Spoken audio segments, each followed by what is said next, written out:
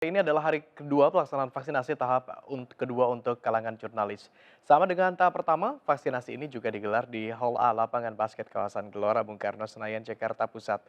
Nah, pagi tadi saya sempat membuat vlog berikut beberapa tips sebelum mendapatkan vaksin tahap kedua ini.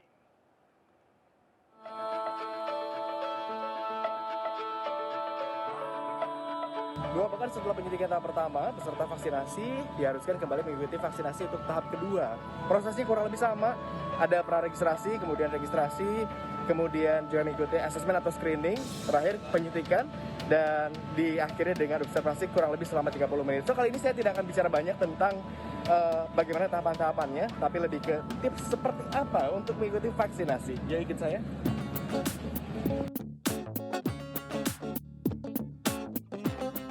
Saya pikirnya kalau antriannya akan lebih banyak ketimbang vaksinasi yang pertama karena vaksinasi pertama itu dilakukan dalam 3 hari dengan jumlah peserta yang sama.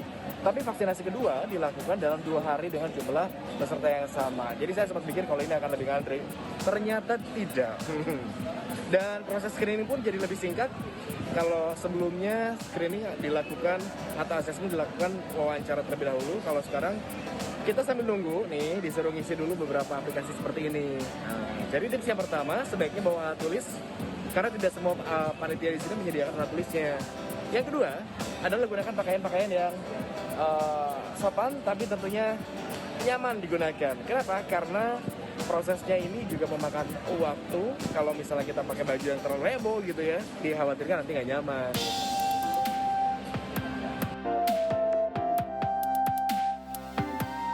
Beberapa contoh pakaian yang nyaman adalah seperti yang sebelah saya ini nih. Nah, ini pakaiannya cukup nyaman ya. Nyaman langsung tidak perlu dibuka. Tidak perlu dibuka. Nah, ini adalah salah satu tipsnya juga. Karena nanti akan penyuntikan, kalau pakai lengan panjang atau baju-baju yang lebih susah, tentu proses penyuntikan juga akan lebih susah ya.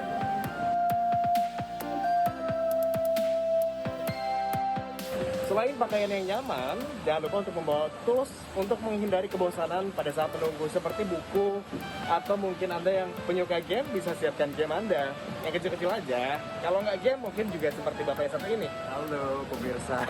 Gimana cara Junjun untuk menghilangkan kebosanan sambil nunggu? Basically biasa kalau nggak main handphone dengerin musik nih pakai headset.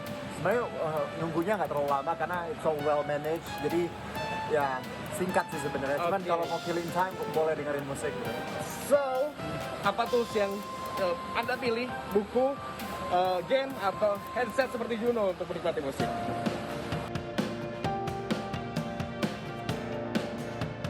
Di tahap asesmen, para peserta vaksinasi kembali diuji tekanan darahnya.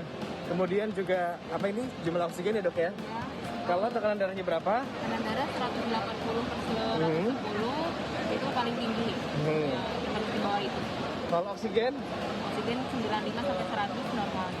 Oke, jadi kalau ternyata lolos beberapa parameter tadi, peserta vaksinasi baru diperbolehkan untuk mengikuti penyuntikan yang tahap kedua ini.